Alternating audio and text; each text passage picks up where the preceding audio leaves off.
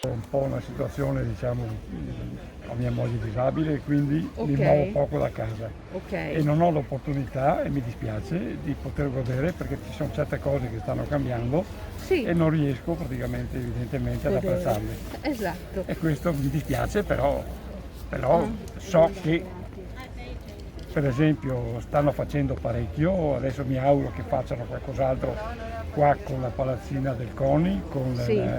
con Figliacchi, perché effettivamente sono il degrado della zona tutto sommato.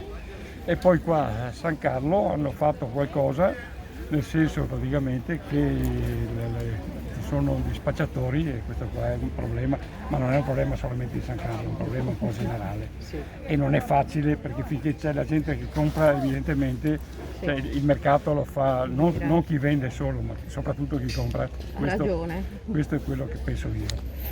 Che possa venire sviluppato in fretta praticamente questi due problemi, che sono problemi abbastanza grossi per quel che riguarda la zona. Verrebbe fatta un po' di pulizia, tra virgolette, nel senso praticamente diciamo edilizio, e allo stesso tempo verrebbe data anche un'immagine. Sì, fino a una certa ora, vedi ancora abbastanza delinquenza. Le chiedo una cosa, lei che vive da tanti anni, è un fenomeno che è cresciuto negli ultimi tempi, questo? Sì. Quindi Diciamo chiederei... da anni indietro, da quando hanno chiuso Vianelli. Io sono venuta Per ad esempio? abitare qui da 4 anni, prima ero in un altro quartiere di Padova, la Sacra Famiglia. Ok. Mi è piaciuta la quantità di servizi che ci sono, perché l'Arcella è servitissima dai mezzi pubblici, servitissima come negozi, supermercati, ce n'è a volontà. Ecco, mi piace, per quanto riguarda poi proprio la mia posizione, anche il verde, perché ci sono dei bei parchi, c'è una bellissima pista ciclabile che verrà rovinata perché con l'esposizione dei bidoni, immaginate, sarà lo slalom, non parliamo delle viuzze strette. Quindi in realtà il quartiere mi piace, non mi piace che Padova tutta diventi una bidonville, come ho scritto qua. Ecco, mi piacciono il verde degli archi, vedete, sono messa il cartello.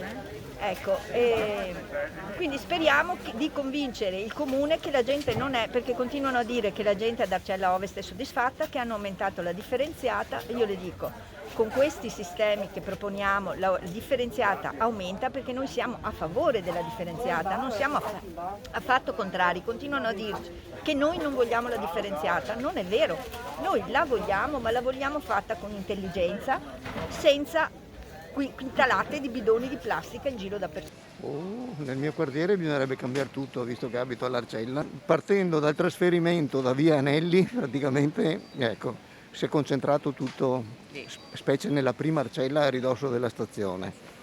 C'è una situazione che vorrei dire quasi insostenibile. Ecco.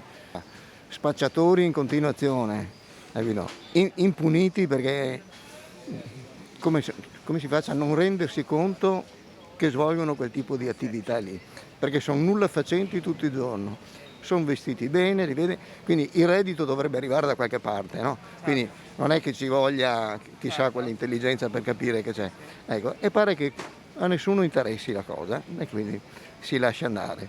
Sporcizia a non finire, e marciapiedi sfasciati, che se c'è qualcuno che ha qualche handicap, poveretto, che deve andare in carrozzina, non si sa dove fare. Ci hanno fatto una finta pista ciclabile, perché io la chiamo finta perché ci passa di tutto, parcheggiano di tutto. Facendo la pista ciclabile hanno interrotto il dorso da asino o di mulo, come si suol dire, no? Per cui quando piove l'acqua si concentra tutta da una stessa parte, quindi creando grossi problemi.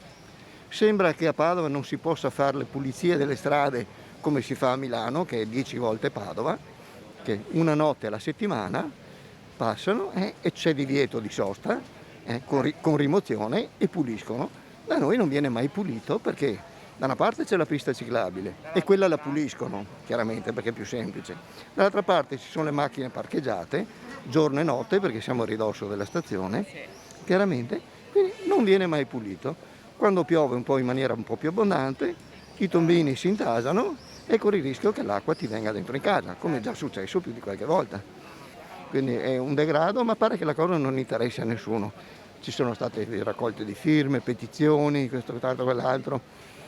A ridosso delle elezioni qualche visita pastorale di qualche assessore in cerca di qualche voto in più, però tutto finisce lì. La differenziata comincerà dal 1° giugno. Mi auguro che possa andare bene. Già posso arguire che qualcosa non funzionerà a dovere, perché nella distribuzione dei cassonetti, quello riservato all'umido ha un contenuto che una famiglia di 2 o 3 persone lo riempie in mezza giornata. Passano d'estate 3 volte alla settimana, d'inverno 2, io credo che moriremo dalla puzza o cose di questo genere. Io credo che una famiglia normale composta da 3 persone in un giorno lo riempia.